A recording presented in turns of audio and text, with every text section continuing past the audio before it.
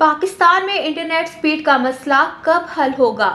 اہم خبر آ گئی۔ پاکستان سافٹ ویئر ہاؤس ایسوسی ایشن نے اعلان کیا کہ ملک بھر میں انٹرنیٹ سپیڈ کا مسئلہ ممکنہ طور پر 3 ماہ کے اندر حل ہو جائے گا۔ پاکستان میں جبکہ فائر وال کی وجہ سے انٹرنیٹ کنیکٹیویٹی کے مسائل پر بحث جاری ہے۔ اسی دوران پاکستان سافٹ ویئر ہاؤسز ایسوسی ایشن کے چیئرمین سجاد مصطفیٰ سید نے دعویٰ کیا کہ ملک میں انٹرنیٹ سپیڈ کا مسئلہ 3 ماہ میں حل ہو جائے گا۔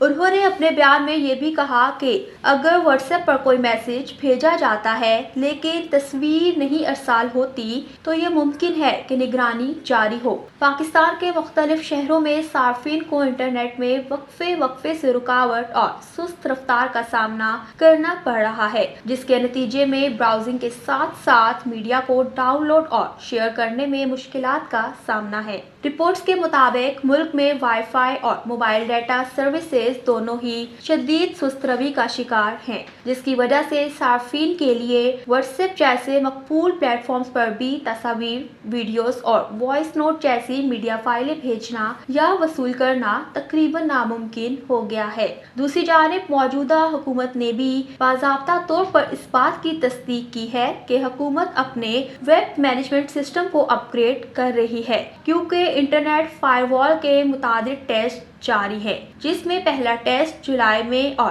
اگست میں دوسرا ٹرائل کیا گیا تھا۔